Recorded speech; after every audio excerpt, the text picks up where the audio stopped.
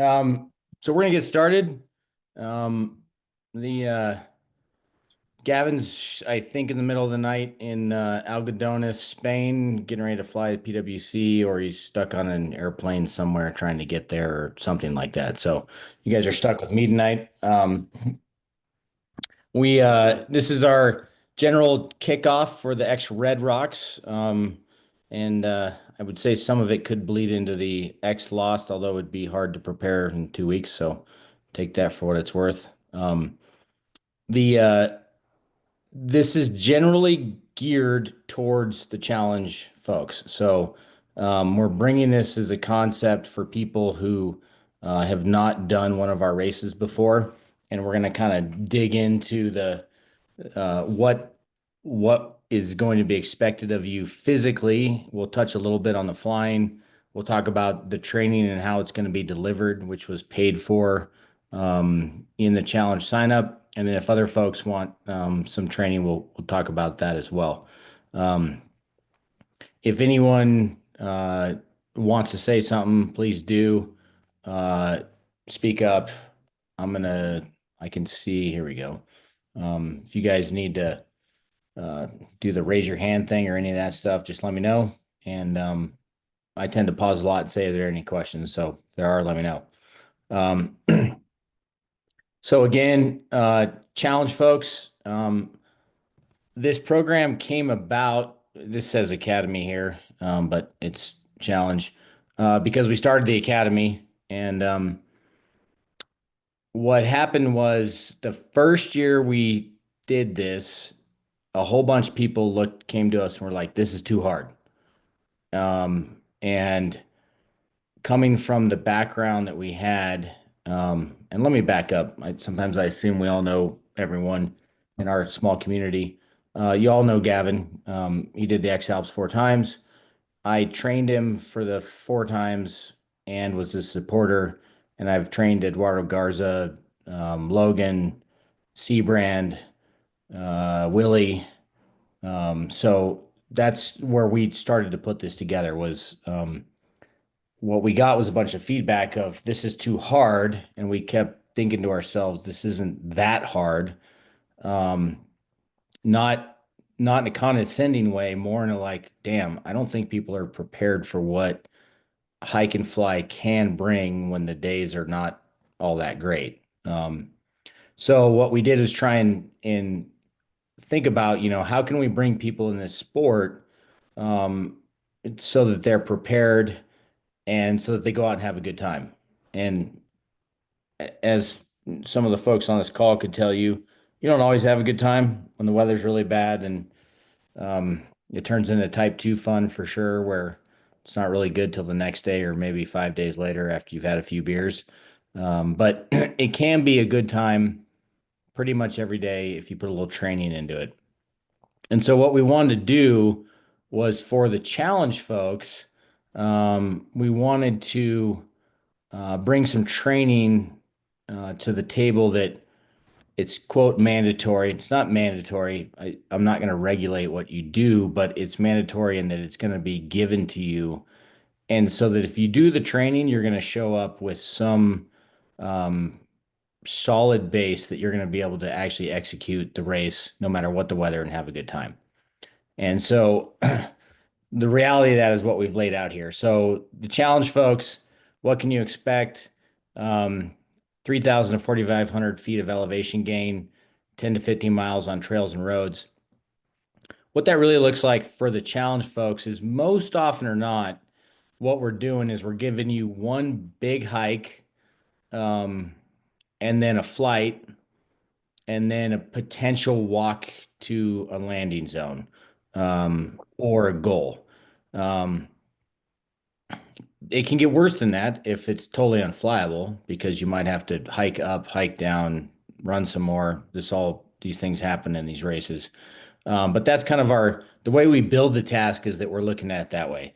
The adventure category, 6 to 8,000 feet of elevation gain, with 15 to 20 miles on trails and roads. Pro goes up from that. Um, and so those are kind of your differences. They can be better than that. Adventure can have less on a good day, but it can also be more.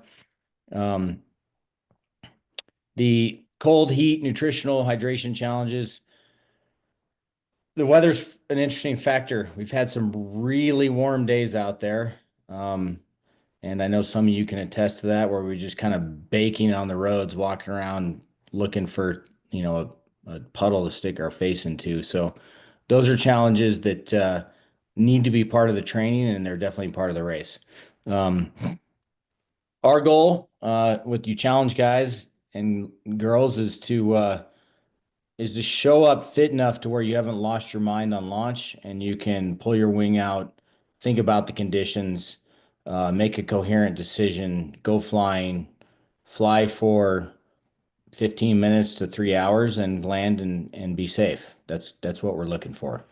Um, so, does anyone have any questions on the just general expectations before we move on?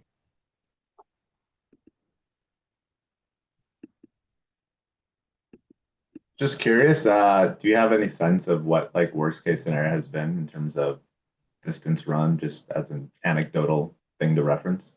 Yeah, I mean, we've had, well, the worst case was 2 years ago where we had no weather and we actually planned a run. Uh, I think the longest for the John helped me out here, but I think pro is 18 miles and adventure was 12 and I think we did a half marathon in an adventure, and you guys did a full marathon on that that's last right. day.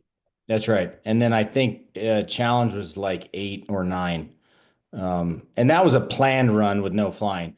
Uh, we've had the days where it's the hike up, you kind of need to get off and then you glide down. And last year, I think it was day one, the optimal route was a hike up, a fly, and then run to the goal. And I think the run was like 7 or 8 miles after a 3,000 foot hike. So or actually, we drove up to the top. Um, so I think as a challenge athlete, if you got 10 miles in the bag with your pack running at not a fast pace, but like a jog, you're probably on pack for the kind of worst case scenario. Um, so kind of the core principles that we look at when we train is you need to build an aerobic base. There's no shortcuts here. Like you have to go long to go long.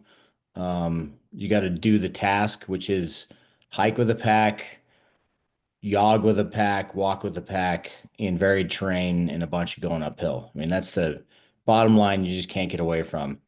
Um, we are going to provide some strength training, and we're going to do that to build some durability, and that can be looked at on the positive side, which is be durable so that, just when you fall down on launch or because you're old as dirt, like John, that your bones get brittle.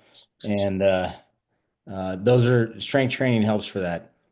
The kind of dark side of that is when you stack it in and being strong when you hit hard is you tend to break less than when you're really skinny and fragile. So we're not trying to make anyone, a bodybuilder here, but we're trying to provide some strength so that you're ready for all outcomes.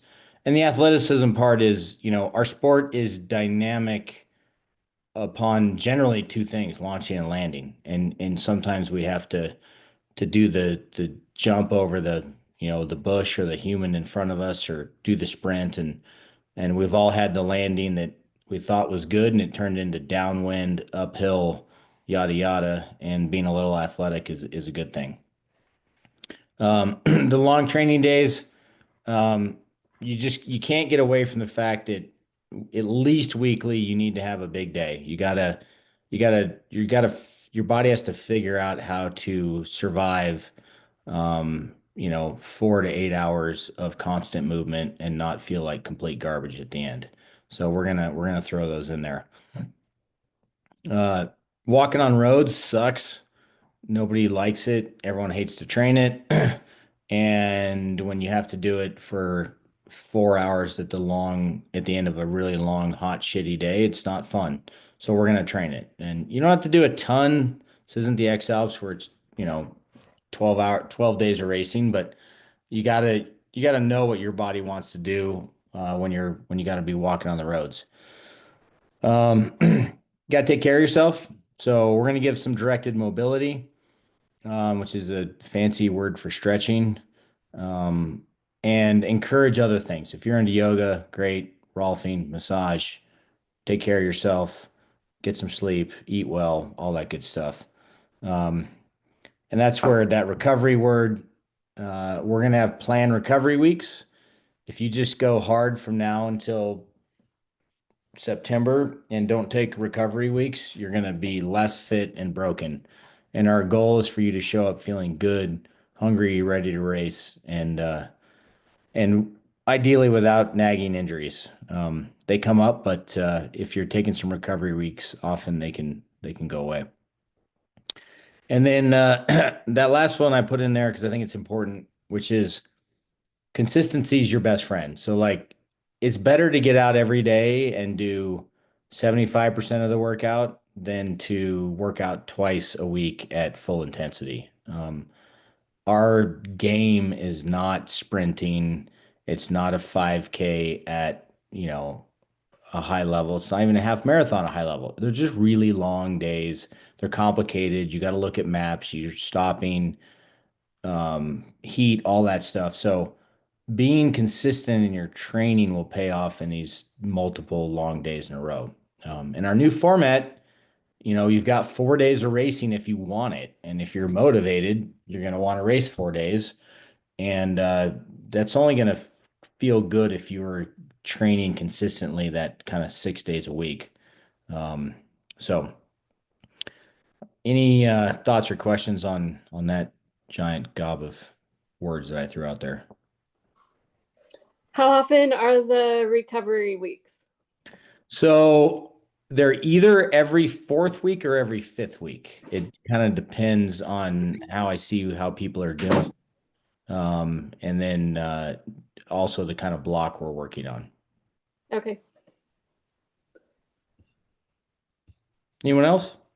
Question on the consistency. How often do you recommend to train per week? Like 3, 4, 5 times? How many days a week to train? Mm-hmm. 6. 6, okay. I find most people, and again, that's 6 with there's recovery workouts, which we're going to put in there. So a lot of time, kind of that active recovery day, whether, when you're more trained, your recovery workout can sound like not recovery to some people, like a 60-minute easy hike. Well, if you're putting in, you know, 20 hours of training a week, well, 60 minutes of easy training is recovery. If you're training 6 hours a week, then a recovery workout might look like 30 minutes of, walking with the pack on your back. So you're still getting something done. You're kind of keeping your connective tissue moving. So when I say 6 days, it's not that 6 days is at full effort. For the challenge folks, and we're going to get into how we do this, where we have kind of an A and B in terms of more trained and less trained. The recovery, the number of days is not full on all the time. It really depends on the person. But I do find that when you're working towards a race of this magnitude, even in the challenge, if you don't start training 6 days a week, you're just not going to be prepared. That's good. Anyone else got any thoughts or questions? I do have one question. I don't know if I'm getting ahead of myself, but at the end of the training kind of season, like assuming kind of early September, what should our mileage look like? I've seen some of the previous webinars, people talk about doing like 10-mile days or 10,000 vert, like 2, 3 days in a row. What's your kind of outlook on that? So are you coming to us as a challenge athlete? I am. Yeah. So, and again, I asked that because it depends, right? Like, Of course. so C-Brand's doing the X-Alps, and last week I had him doing a 10,000 meter day. Um, sounds insane. It can happen. Um, uh, so obviously that's not what we're talking about here. What are we looking for? Challenge, I think, 2 to 3 weeks ahead of time. Um, what you want a big day to look like would probably be like 7,000 feet of up and probably an hour or two on each side of it on the roads. That would be like a big proper day to where you could do that and know you felt ready to go. That'd be at the high end. You can do this race and be kind of 3/4 of that and just fine. Well, and obviously back-to-back days like that, even better. Totally. And we're going to do some back-to-back days. Um, and again, it's what race we're training for. In the adventure category, being able to do back to back 7,000 foot, 8,000 foot days is like a prerequisite. For challenge, that would mean you're well trained and ready to crush because we aim not to give that. We're trying not to give 8,000 foot days back to back to back. Does that make sense? Thanks. Anyone else? All right. See if I can make this thing move. Nope. There we go. See, I gotta move this slider here. So we're talking about sport specific aerobic base. We're breaking this down. So we're doing an aerobic sport. Even when you're kind of pushing pretty hard, it's rare that you're like properly going into the anaerobic part of your training. So it's not that some of that high intensity work is not useful, and we will do some, but that's the seasoning and your everyday food that you got to chew on is the aerobic work. So if you're into heart rate training, probably know that as Z2. Um, it's that kind of special place where you can move most of the day, all day. It will climb, your heart rate will climb over time. But it's that it's it's easier than you think it should be. Normally, if it's harder, if it feels too hard, you're going too hard to get good aerobic training. So we're gonna do a lot of that. Um, and it's proven in biking, cross country skiing, hike and fly, you name it. It is the name of the game, and it should encompass 80 to 90% of your training, kind of depending on what sport you're doing. The sport specific part is we need to move under load in mountainous terrain, and if we can't, then we need to figure out what we can do. So, like Eduardo Garza, uh, multi-time X-Alps pilot, multi-time X-Pure, first North American to finish the X-Pure. He lived in Boston. And so we trained him on a stair stepper. And then on weekends, he went and hiked in the mountains. And his training sucked. Like nobody wants to do that. But he was dedicated and it worked. So the point of what I'm getting at is like running unloaded. I like running and I'm a runner, but it's not the same as hiking around with a pack. And being a cyclist is great to build if you walk in with an aerobic base. But for this sport, you got to walk uphill with a pack. And if you can't find a hill, then you need to get a machine. And then if you can't find a machine, you get to do step ups, which is stepping up and down on a object for hours at a time, which will melt your mind. But know that that's important. Muscular endurance phase. So we're going to do a phase where we're going to basically uh, overly tax your kind of your muscular system in that sport specific way.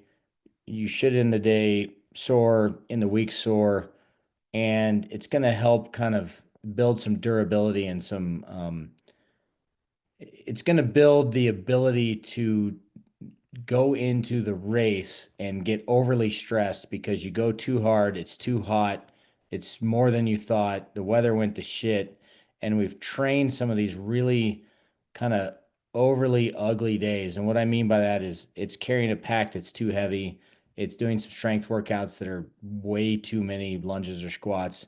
We're not going to do them every day, but what it's going to build is this endurance for your muscles to adapt to a really crappy um, um, activity that you were hoping wasn't going to happen, but of course showed up. So we're going to throw some of that stuff in there. Heart rate training. This is back of your hand work. Obviously, you can go get metabolic testing. There's a bunch of ways to make this very exacting. If you want to get into heart rate training for the challenge stuff, you can, because I'm going to generally give a heart rate zone, or I'm going to give rate of perceived exertion, RPE. So your aerobic zone, if you're kind of moderately trained, is 180 minus your age for heart rate, which is the same thing as RPE of 5. Not going to delve into this too much, but we'll be able to talk about it once you're into the training. If you want to use a heart rate monitor, I encourage it. It keeps people from going too hard, and it also keeps the reasonably fit from going too easy. It's good stuff. There's a lot more to it than 180 minus your age, but that's a real simple way to start if you haven't done it before. There's a lot of anecdotal evidence or research, both, that RPE works pretty good too, if you know how to self-regulate. So if you really know what 7 of 10 means, and you know what 3 of 10 means for you, those are very functional too. I'll just throw this out now, and hopefully everyone can remember this. If I say RPE of 6 on a, 2 times 5 minute interval is different than an RPE of 6 on an hour run. So it's all based on the time, right? So a 6 of 10 effort on an hour of steady state work is much easier than a 6 of 10 on a 5 minute set of work. So it's all relative to what we're asking you to do. So if we're asking you to sprint at 8 of 10 for 100 meters, that's obviously extremely fast compared to an 8 of 10 effort at an hour, because you can't sprint an 8 of 10 for an hour. So just remember that I'm asking you guys to kind of look at the workout, read all the words, and then apply it accordingly. For that aerobic base, 90 minutes, it says is the sweet spot. If you don't go past 90 minutes often enough, your body doesn't start looking at itself metabolically on how to look for how it's feeding itself nutrition wise. And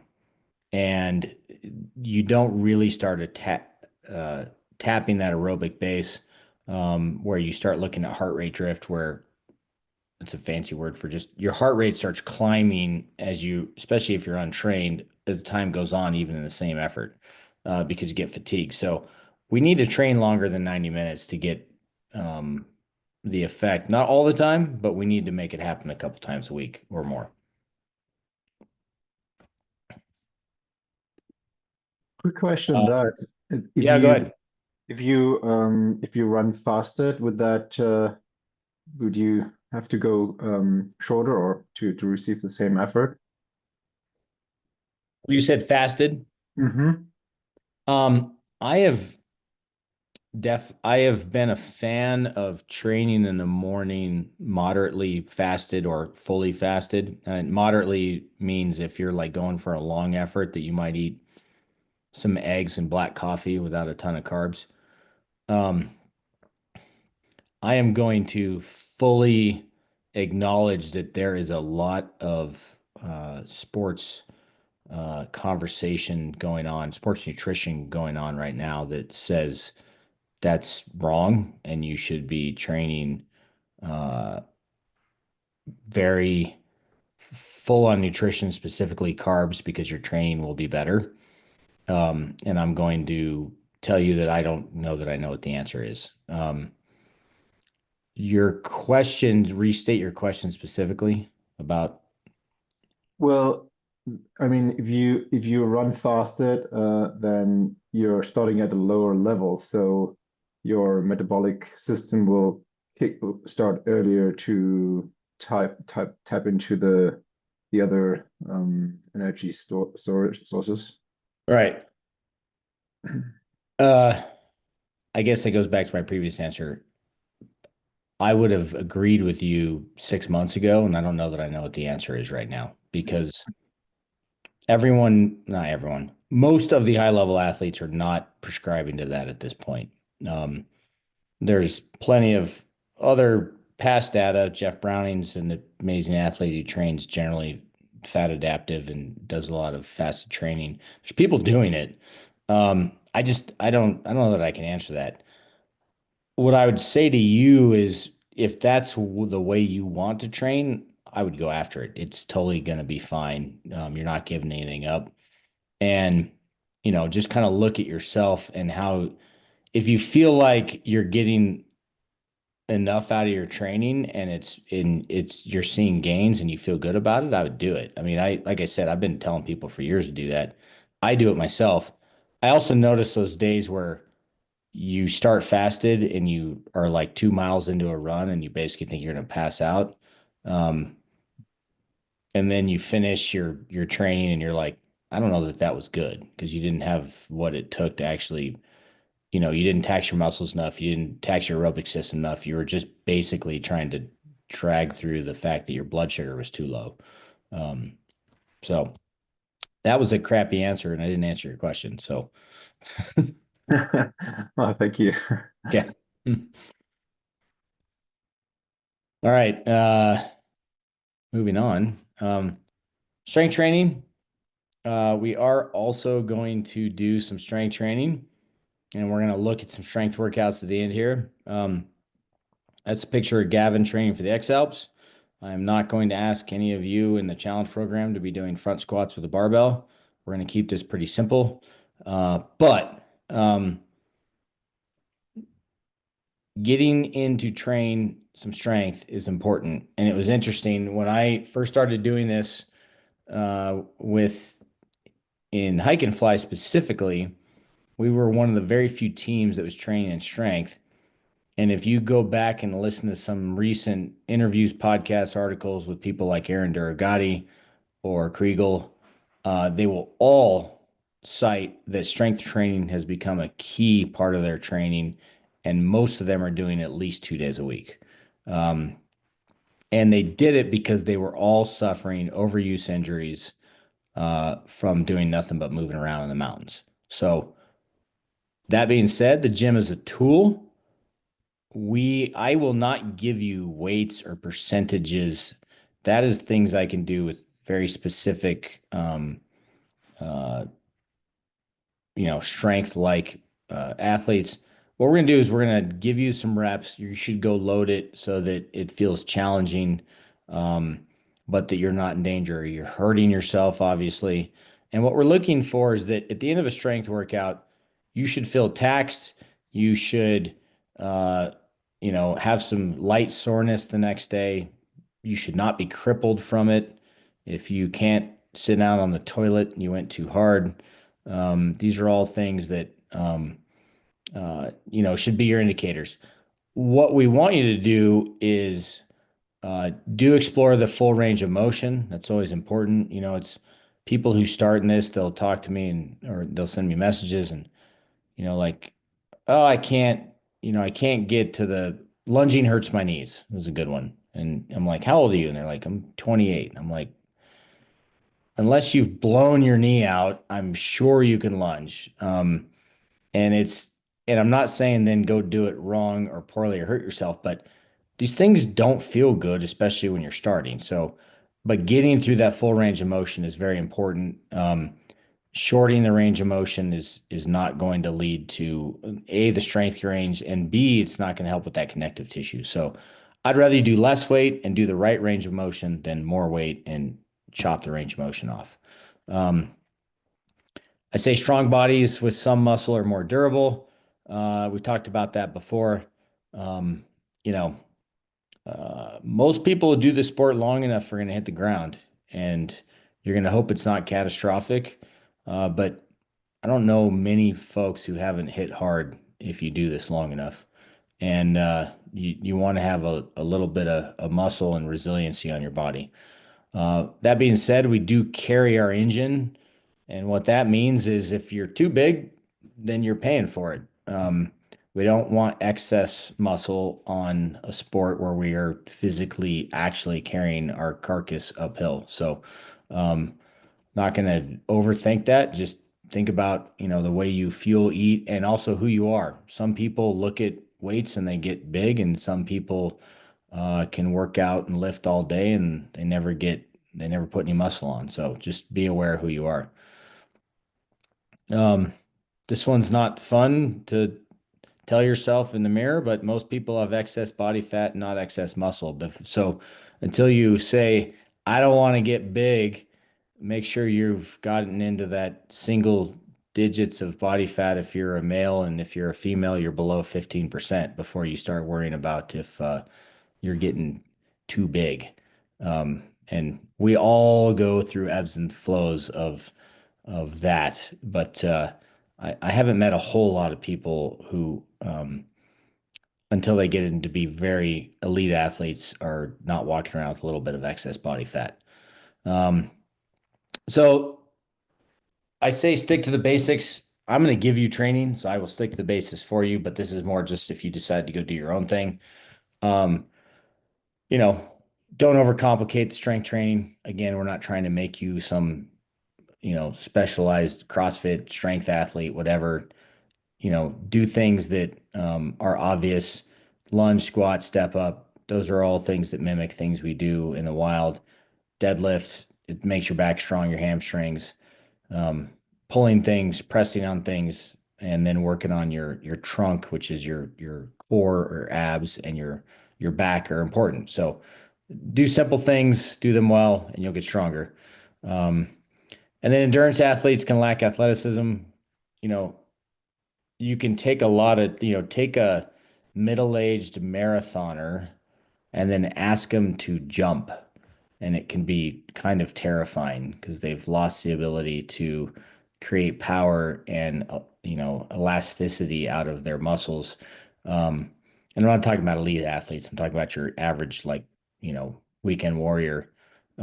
So we're trying not to be those people, and that's where the gym can come and happen. So, we may jump onto objects or do some sprinting, and that's why we're just trying to keep ourselves kind of balanced so that when the time comes, we can be athletic under our wing. Any thoughts and questions on strength training?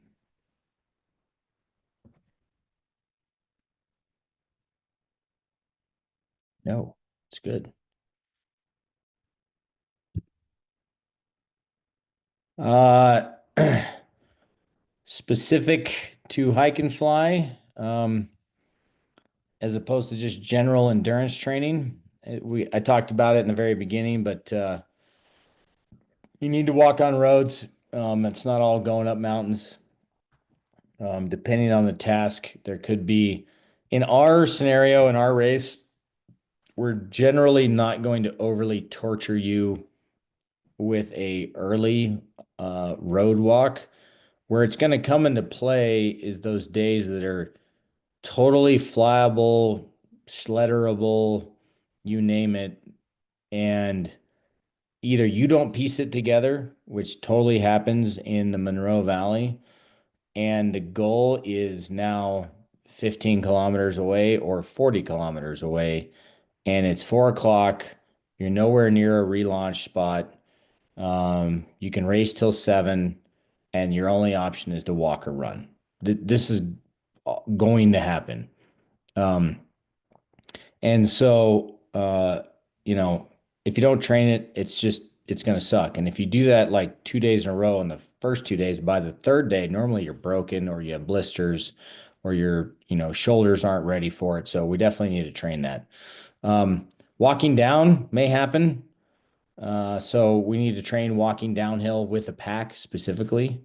Nobody likes that. We all think we're going to fly off of everything. And uh, there's been plenty of times where people have walked up to launches in this race, especially the kind of launches on the low angle stuff, or not low angle, but the shorter elevation between Cove going north and some of the big stuff. And you sit there for 3 hours, figure out it's never going to quit blowing, and you get to walk off of it. So We need to train that for sure.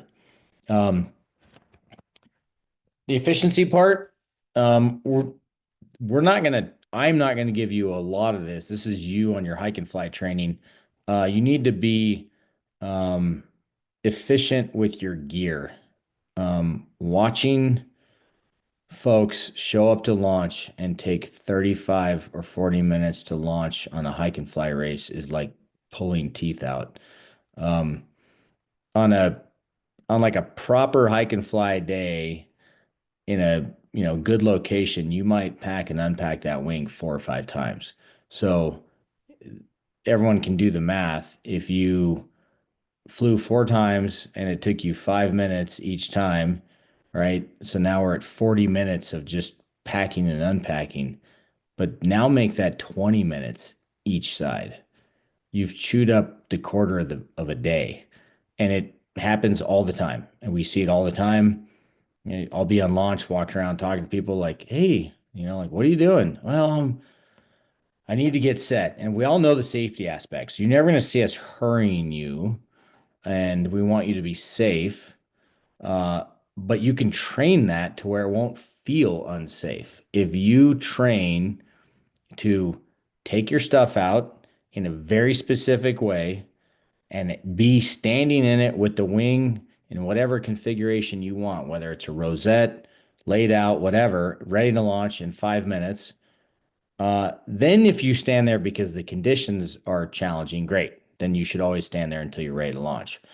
But if you don't even if you're not even standing there looking at your wing ready to launch for 30 minutes, you might have missed the window that you needed before it turns to shit. And then landing is, again, it's a trained response where you have to tell yourself, I'm going to get to relax while I'm walking. So get your stuff, get it put away, get it in your pack. Generally, you know a general direction you should be walking. Start walking that direction, then pull your phone out and figure out what you're going to do. But this is not our normal XC flying where we land and we gob our stuff up and hope a beer shows up so we can talk to our friends about how rad our flight was. You got to just keep going because the day just keeps going. So practice that. Just every time you go fly, again, not every time. Make it enough of the time where you're saying to yourself, as you get towards launch, I don't care what my friends are doing. I'm going to get my stuff out and be ready to fly. And then if you stand there, but put the effort in. I also say know your clothing, shoes. Uh, don't show up with a brand new pair of shoes.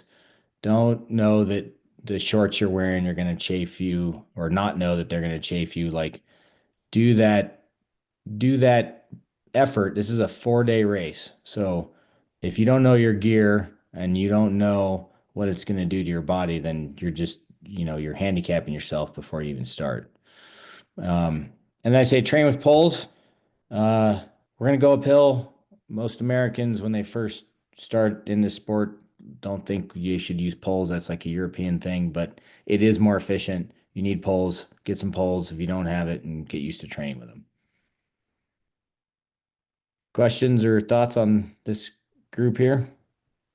It says hike with rosette. Can you explain? Yeah, it's, I put that in there. It's often more applicable to European locales where you might side hill land and then hike up and launch. But even last year, so we had like a top landing where you had to move downhill actually, and then there was a launch. And so if you haven't done it, balling your wing up, throwing it over your shoulder when you're in a pod harness and moving very far sucks a lot. So it gets hot and it's like blowing around your head. And so you need to know how to rosette your wing properly. And then, for example, for me, like on my harness, I have a bungee cord with a little carabiner and I know how to flip the back of the pod up and clip it to the front of my harness. And it takes away that thing from banging in the back of your legs. And you can hike a lot longer if you can get your kit to where you like it. And even though, like, maybe I take my helmet off and clip it on my harness so my head's not on fire. These are all those kind of tricks that if you train and you can tell yourself like I can go 300 feet uphill in a rosette in my kit. Past that, I'm done. I'm packing it up and I'm putting it away properly. And whatever it is for you is what you should figure out because it may happen. Does that answer your question? Yep. Thank you. Awesome.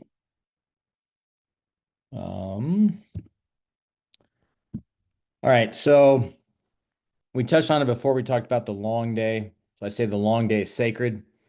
And if you need to, and I say this not in a condescending way, we all have life. I am busy and training doesn't go the way I want to. The long day is sacred because it's the one that matters the most because it is most apt to prepare you for the training. So I'd rather you skip 2 whole days of training and get one long day in, as an example, than train every day and chop that long day into no days or a half a day or a tiny day. So try to save at least that one long day. Obviously, back to back's better. And we've talked about, I mean, there's optimizing, but if your life is challenging, do everything you can to protect the long day. And it doesn't have to be on Saturday, which is normally when I ride it for you guys, because I assume people are off on Saturdays. Move it. Put it on a Tuesday if it works, whatever. That picture of Gavin there is at the end of the 2015 race as we're coming into Monaco. And that night we walked 112 kilometers and didn't sleep for about 35 hours. That's a long day. And he did it well, and we made it to goal, and all because he trained a lot of long days. Now, we're not going to do that in the challenge program, the XRedRocks, but it just shows you that long days can get real long. I say start at 90% of your limit and build from there, meaning, so if I tell you the first long day is 3 hours, and you've never trained more than 45 minutes in your life, I probably wouldn't dive into the 3 hour. Cut it down a little bit. Go try an hour and 15 minutes and see how you do. And then the next week, you know that you can jump up. So this is my warning to the challenge folks who've never done very long endurance training. Don't necessarily go too much too soon on the first couple weeks. What they're going to do for you, they're going to improve your aerobic base. The connective tissues is huge, and that's just a way of talking about your knees, your ankles, your joints, your toes, all those things that often those are going to hurt more than your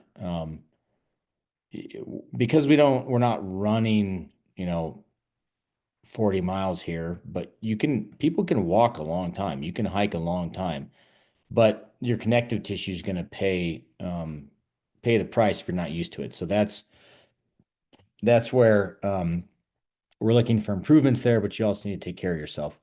And then the other thing you're going to get out of the long days is it's going to force you to fix your nutrition, or not fix, learn about it. How do you eat? Do you need to eat all carbs? Do you better on some protein and carbs? And we're going to do we're going to do a whole nutrition one of these. So we're not going to talk about that today, but you also need to be your own person. People run differently, and you need to figure out how you run during your long days. So make your training days your ability to figure out how you need to feed yourself, how you need to hydrate, how do you take care of your feet. Gavin had a whole deal on how to take care of his feet because his feet disintegrated on the first race. Other people didn't need that.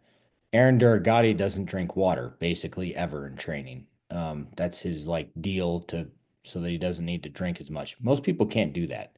But you need to figure out if you're, the person who needs to drink 3 liters an hour or a quarter liter. Because we're gonna get there on this race. This is a unsupported race in the desert, and you need to know what your requirements are so that you don't get so deep in the hydration zone that you implode on the third day. The sleep part, it's going to be what it is. We're going to we don't get up too early, but you're going to be tired, and that's going to be okay. But just pay attention to that. Simulations, that is a word term that we use to just say we're going to try and do a couple weekends where we're never going to simulate the full race, but we might do one really big day. So a 8 to 7 day that where you at home are going to do things like plan to walk out the door of either your house or wherever and go walk for 2 hours and go hike up a mountain, make yourself go fly.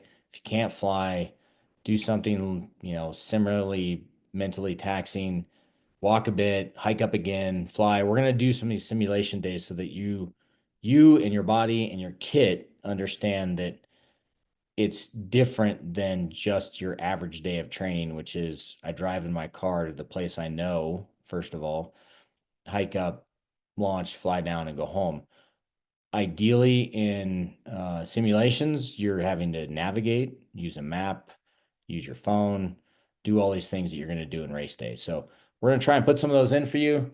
Anytime you can just do them on your own, I would encourage it. And the best way to do that is somehow you find some other racing to do. That's one of the best ways to do it.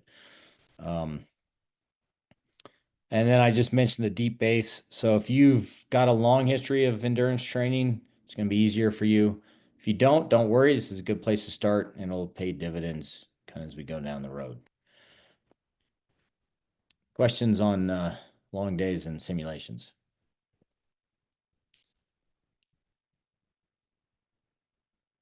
All right. Self-care. This is daily.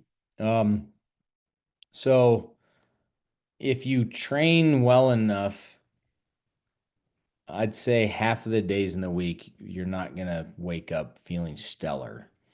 You're going to be a little sore and a little tired, not destroyed, but you're going to know it. And so you need to work on it and work on yourself. So mobility work, I'm going to give you some mobility work. The terms in it can be found by Googling. It's all mostly taken from Dr. Kelly Starrett, who's a guy who started a website that's now called the Ready State, and he built a glossary of terms on mobility, which is again a fancy way of stretching. You can take that and shit can it, and if you do some yoga every day, great. And if you've got a stretching plan, great. I just throw it in there because it's if you can't make yourself do it, it reminds you to do it, or it gives you direction. And then if you do know what you're doing, at least it's a reminder that you should probably do it. Personally, I like if I'm watching TV with my kids or something, I sit on the floor at night and I do it. So find times of opportunity. People ask me, when's it optimal? It's optimal to get it done. So if it needs to be in the morning, do it in the morning. Ideally, it's post-workout. We generally don't want to get too stretchy before we work out because we take the elasticity out of our muscles. But if that's what needs to happen, then do it. So what are you looking for? You're looking for stretching. You're looking for self-massage and massage. So that's rolling, foam rolling, lacrosse ball work, smashing muscles that are sore so they feel better. Stimulation desensitized. That's so,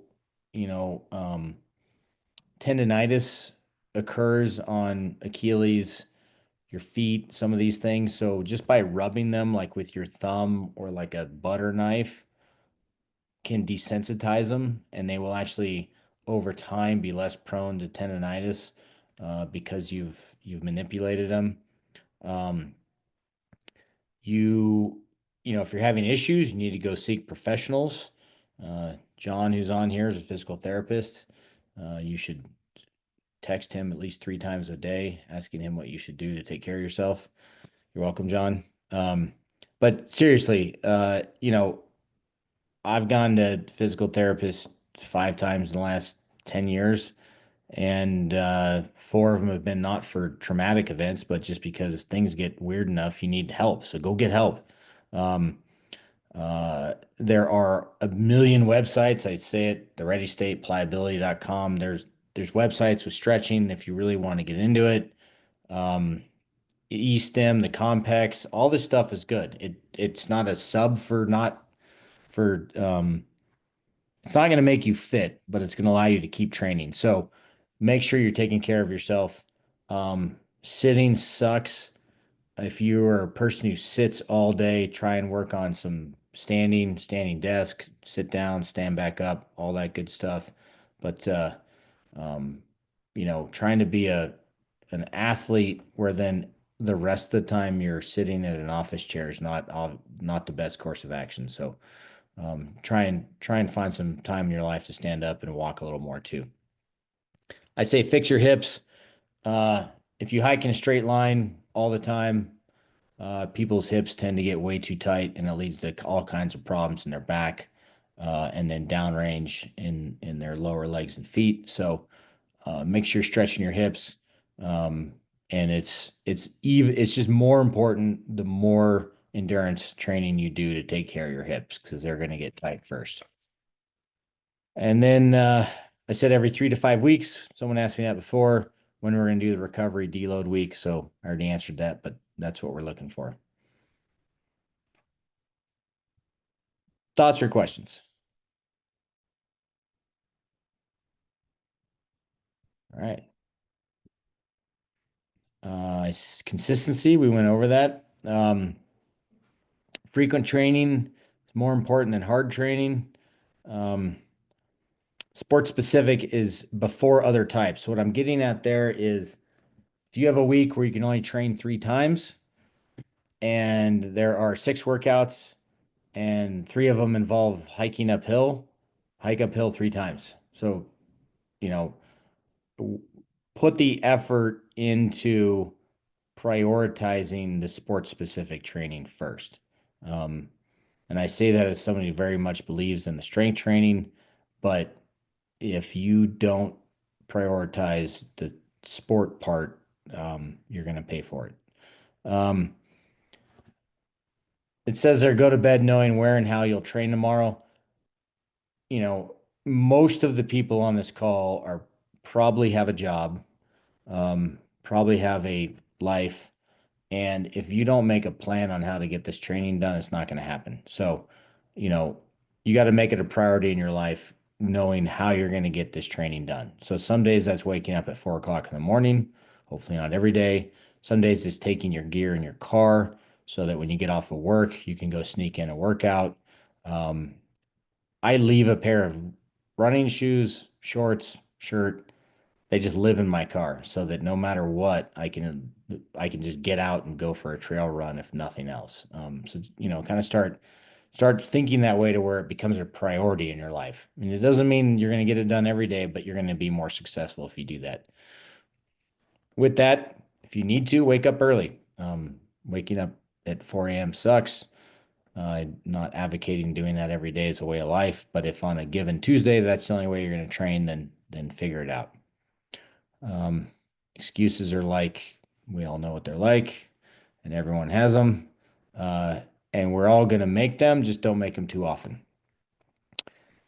I always get messages of like, hey, I can't do the workout. Can I do X instead? You don't need to send those messages. If your life says that you can't hike for 3,000 feet, but you can get 1,000 feet in, do it. Just do it. Modify as necessary. Just don't make it the default that you never get the training done. Spontaneous training, that's what I was saying, keeping some gear in your car or whatever so you can just get it done. And then we're all guilty of it, but the decisions you make right now affect tomorrow. And you can eat the piece of cake, drink the extra 2 beers, stay up watching the movie that you've already seen, and then all of a sudden you don't get up the next morning to train. So think about those things. You guys signed up for a race. It's going to come and go. You can maximize your social life afterwards. If this race is important, put some effort into it and do some of those life decisions that will make you more successful. Anyone have any questions on the consistency part? It's already 8, so I'll try not to kill everyone's entire evening here. Wrap up. There's Eduardo Garza at the end of the X Pier. Wearing my shirt, talk less, do more. If I could say one thing, it'd be that, go train. It doesn't have to be all you do, but it's a way of life to train enough to be successful. I'm going to jump into Training Peaks real quick and kind of describe what we're going to do, and then I'll take kind of some overall questions. If you're in the challenge program, I'm going to take your emails that Gavin has collected, and I'm going to stuff you into Training Peaks, and you're going to get an invite. And Training Peaks is a online training platform that I use to deliver training. And you're going to sign up for it. And you can sign up for the free version, and the training will be there. If you want to do a bunch of the fun functionality where like your watch auto updates and you move workouts around, you're gonna have to sign up for the premium version, which is $10 a month. I don't get any of that money. I got nothing to do with them. That's totally on you. It works with the free version. It's just the only way I can deliver training to 40 people at once. So it's your call on what you do there. But what you will do is get an invite. If you don't get an invite, and let me back out of this a little bit and look at the calendar. And we are not in June. Today's the 7th. So I'm going to start your guys' training on the 19th. And so if you haven't gotten an invite by the 15th, you need to send Gavin or me an email, or both of us. Or, yeah, don't do the Telegram thing. Send an email. Everyone can find Gavin's email. It's the one that it's on his website and everything else. And then I'll get you on there. But he's got your list of emails, so I'll get you on there. If you're a adventure pilot and you want to do this specific training, and I'm explaining kind of that here in a second, then it's an additional $250 a month, or not month, $250 for the whole training. Because the challenge folks they already paid it in their registration, and then I'll add you to it as well. So a little more on that. Challenge folks, back when we said we were trying to force the training because people said it was too hard. So what we did is we included it in your registration fee. So you paid for this training, and you're going to get training from May 19th until the day we start the race at no additional cost, and it'll be there for you to use. What you're not getting is customized coaching from me where I'm checking in with you every day. I have that available. And I train 4 to 10 people a year on that. That's $200 a month, not $250 for the whole program. So it's a very different level. It's built specifically for the athlete, and that's tons of feedback. So you're not going to get a lot of feedback from me out of this. It's just not what we're doing here. What we're doing is providing a baseline that if you follow it, you will be successful in the race. If you want to go all in and crush the race and kill your competitors and be the best you can be, reach out to me and we can talk about some customized training. Does anyone have any questions on the differences of the included challenge training versus custom training?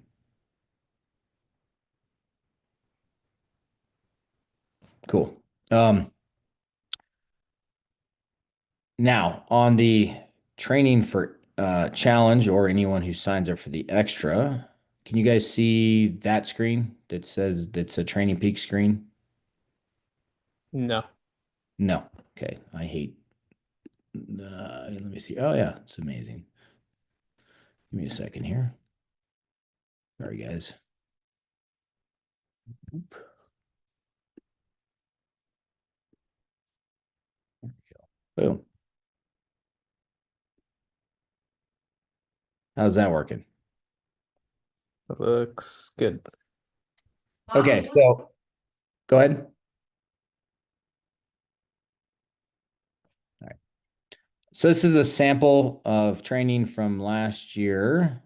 And you're going to notice A group and B group. So A group is basically folks who probably have a fairly decent training background in, and I'm going to say either endurance or strength, and I'll kind of delineate that in a minute. But anytime you see an A workout, it means you've probably been training for a while, not necessarily hike and fly, but you may have run a, mountain trail race of some, longer than half marathon length fairly seriously. You may be a general mountain athlete. You may have done some alpine climbing, some of these things. Or in the strength category, you know your way around a gym is the best way I could put that.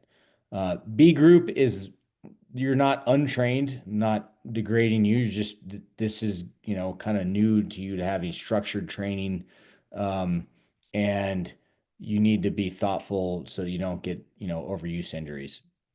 And so I'm doing it like that so that because what we have in challenge specifically is we have some very fit people who are fairly new at flying, and we have some pretty good pilots who are fairly new to the physical side of hike and fly training. So this allows for both categories to find their way through the physical side.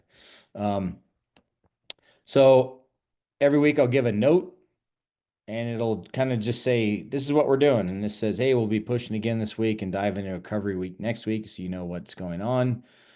This just says, be smart, stay within yourself, but being sore is a good thing. Some weeks I'll be more specific. This is just kind of a general, have a nice week, don't hurt yourself message.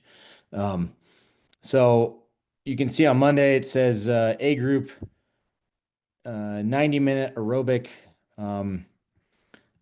Says over time, we'll continue to have this bread and butter midweek aerobic work. That's just saying you're going to see this a lot.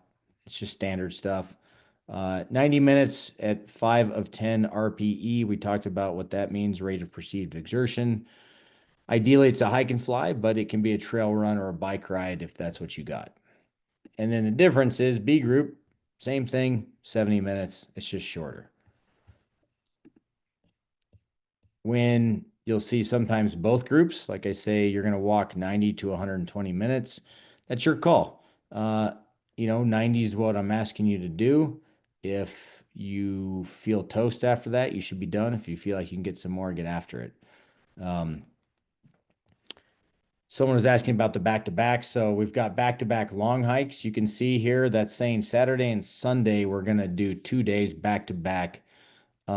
These aren't, massively long. They'll get longer. We're only in May here of last year, but what we're specifically trying to do is load, in this instance, 2 workouts within a 24-hour period that your body in a way feels is like one bigger workout. So it's a way we can do a lot of volume without breaking you off because it gives you a little bit of rest. So you see, A group, it's 3,000 feet at 6 to 10. B group is 2,000 feet. And these will get bigger over time, but it kind of shows you the difference of what we're looking at here is I'm trying to separate it so that you don't feel pressure if you're not ready for the 3,000 footer. And if you're fairly trained, you can get after the longer day. On the gym side, the strength side, and again, I want you to challenge yourself. If you're savvy in the gym, but you're weak on aerobic, will be a B group to start an aerobic, but do the A group as in the strength workout, and vice versa if you're not familiar with the gym. So, this gives you a warm up. Says 6 sets of 25 kettlebell swings, 6 weighted lunge each leg, 6 each leg slider lateral lunge. Like, what is that? And I guess somehow I screwed that up, but normally I give you a description if it's something that's not obvious. Then you see there's some dips and some presses. And if none of this makes sense to you, you shouldn't be in A group for the strength workout.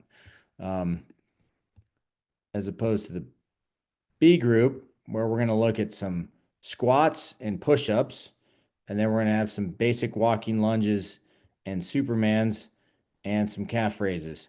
Those are all basic strength exercises that if I don't provide a link, you can Google what a goblet squat looks like, and there'll be 5,000 demonstrations of that because it's pretty simple. If I give you a link, it's because it's something very specific on either the way I want you to do it, or it's not necessarily known by everyone. But the other big thing is the B group strength workouts generally don't need much equipment, if any. You can, so like a goblet squat is you're holding some weight. You could use a backpack for that. The A group workouts assume you have some access to some amount of strength equipment. It's not going to get super complicated. I don't need you to go in a full gym, but like a kettlebell or a dumbbell needs to be available to do an A group workout. So if you're totally not near, even if you're good at strength workouts and you're not near equipment, choose the B group for that week. And as we all know, if you go hard enough, it'll still be plenty hard. And then the mobility. So this says 10 minutes smashing your super patella, abductor, and calves. And then you're going to hold in the child's pose. And then you're going to stretch the quads and do some super frog. All those terms are available by Google. The thing about the mobility work is after you've done it for like 2 weeks searching for it, you'll know it, and it's simple. Like I only use so many terms, so it comes up pretty easy. That was a giant mouthful. For you, this is important. You want to keep track of what you're doing. So here's an aerobic workout. You can see its duration is here. There's completed. It won't let me do it because it was a year ago. But you can enter in the time, the distance, the elevation gain. You can keep track. You can put comments in there. All these things are important. I do see them. They're important for you. If you do sign up for premium, your watch will stick all that info in there for you, whether it's Garmin Sun 2 or Apple Watch, or the Chinese one, the Coros one, can all be in there. So same thing on the strength workouts. There's places to put comments so you know that you did 20 push-ups on a max set last week. So maybe this week, if you got 22, it'd be cool. So do make comments. They're good for you. I do look at them. Again, this program is not a custom program. I won't be commenting to 45 of you every day on how you did on your workout. But I do read them. They're good to look at, and they let me see if there's some trend that isn't working. If everyone says they don't understand something or it's too hard or whatever, then I can adjust the training.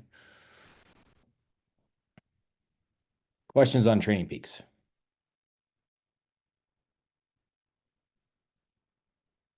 No. Okay.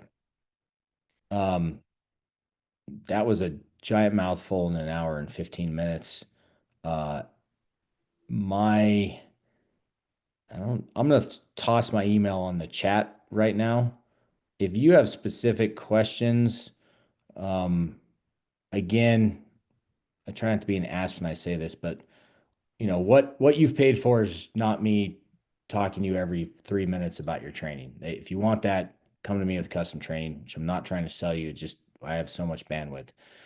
Before we get started, though, if you have general stuff like I don't understand Training Peaks, I can't figure out how to sign up. I'm not sure if I should do, A or B. Shoot me an email. I'd love to help you, and I'm stoked about this race. So I do want to help you guys as much as I can.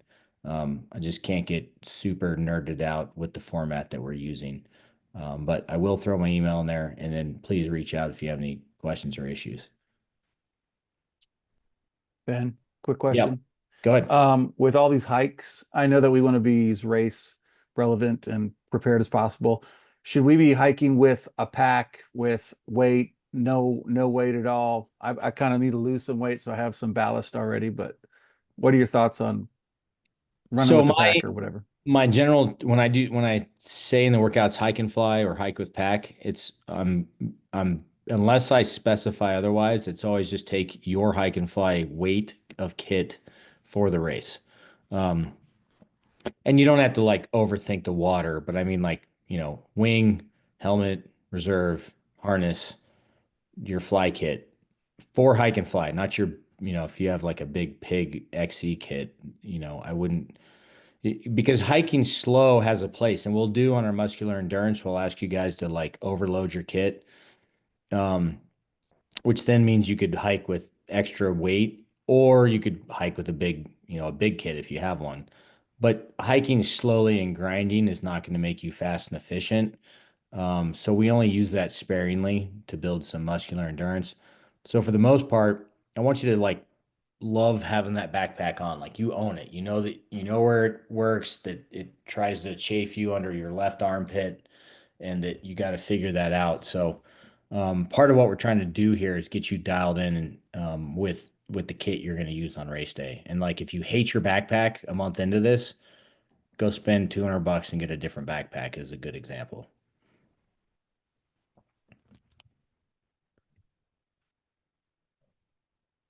Free for all on questions here. Any recommendations on the backpack? Brand, model? Nivik. Leader? I'm just kidding. We all fly Nivik because of Gavin. No. Whatever makes you happy. Big floppy ones that are too big suck because your gear slops all around. And then trying to stuff kit in the like micro X-Alps backpack when you don't really have the micro X-Alps wing is also not a good idea because you'll blow all the zippers out, and they're made out of tissue paper. Depending where you live, too. Like I live in New Mexico, and nothing is nice here. It's all full of thorns and cactus and sharp things. So like I train with my race backpack enough to know that it's comfortable, and then 80% of the time I have that orange Nivik hike and fly one that's made out of like Dyneema Cordura stuff, because the the new race backpacks are made out of like, it looks like trash bag. It's not even paragliding material. It's like a trash bag or something. You look at them and they explode. So, um, Monroe's the same way. I'm not saying don't use the light stuff because I do, but durability matters. Mostly though, just make sure it's comfortable and it fits all your kit and it's compact enough to where you can move and not feel like you have a giant anaconda on your back. Yeah, Michael, thank you. I have a question about the premium coaching. Do you get into anything else outside of just like the physical stuff? Do you get into nutrition, gear, kind of mental prep stuff? Totally. Yeah. Yeah. That's all encompassing. That's kind of whatever you want to get out of it is what we'll make out of it. And it's, there's no, obviously I'm not gonna be on the phone with you every day, but like texting as much as you want. Um, we'll talk about nutrition. We will do very specific simulations to where you are. We'll do a lot more training that's geared around hike and fly efficiency, all that kind of stuff. Sweet. And then separate question, but it sounds like there's a Telegram channel. I don't think I'm on it. How do I get added to the Telegram channel? That's a good question. That's a Gavin McClurg question who's not on here. Whereas I can email him. Yeah, anyone else smarter than me? There 'Cause should be a link on the XRedRocks webpage for the Telegram channel. Oh, sweet. Perfect. Thank you. There you Just go. one of those sub pages. You don't need to be logged in or anything. No, I don't think so. Sweet. Awesome. Thank you. And we have the chat, and then we also have the official. And you want to be on both. Got it. We'll use the chat more for the training stuff, and we leave the official for like the major, notifications leading up to races, etc. Cool. Oh, I'll email Gavin if I can't figure it, or yeah, can't figure it out or whatever. Cool. And I just threw my email up on the chat in case nobody had it. We did record this. What's going to happen is Ribs is going to take this, clean it up, and it'll get posted on our on the website. That'll probably happen after Gavin gets back from Algodones, because I don't handle that.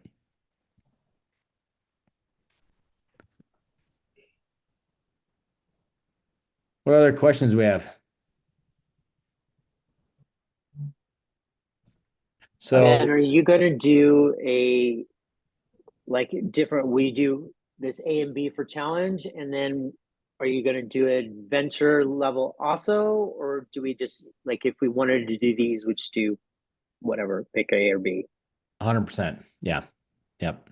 Yeah, there won't be a separate adventure. It'll just be you're wanting to have a structured training, and then you're probably always picking A, and you might even be lighting A up with an extra 10% of effort or distance on your own.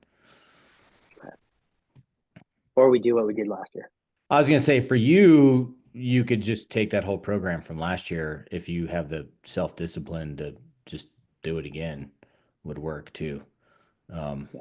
Yeah. John's a good example. He did custom training last year and did really well in the race. And I mean, you told me you can say it or you tell me, but I think you got something out of it for sure. No, it was super helpful, especially like day one. I did do 20 miles on the pavement, and I felt pretty broken by the end of the day. Had a couple blisters, but woke up the next day like ready to go and just knocked out for raced every day. And some days went extremely well, and other days not quite as much. But I felt like I was up to the task every day, no problem.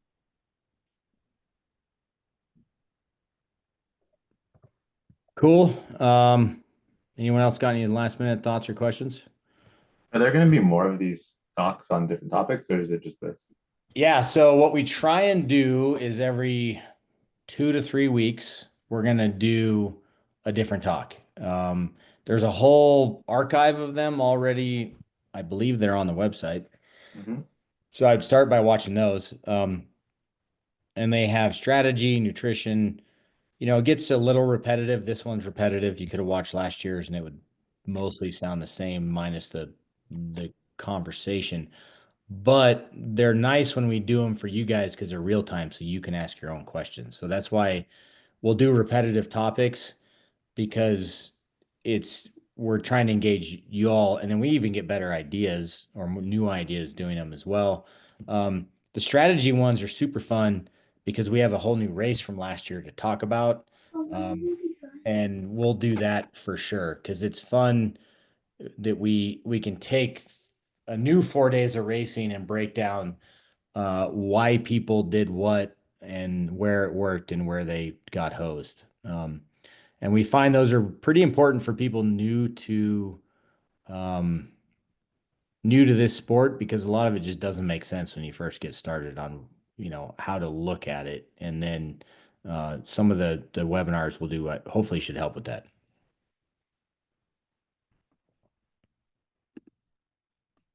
So, like I said, we will look to start you guys training on the 19th.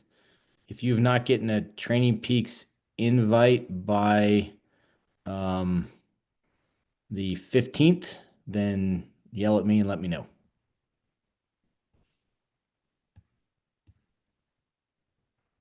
Cool. Stoked to meet you all and look forward to seeing everyone train and kick ass in the race. And I'm planning to be in Idaho for the X-Lost. We'll see if life screws that up, but if I'm there, I hope to see some of you there. And awesome. Thank Cool. you. Thanks. Thanks, everyone. Thank you. And See you. Thank you.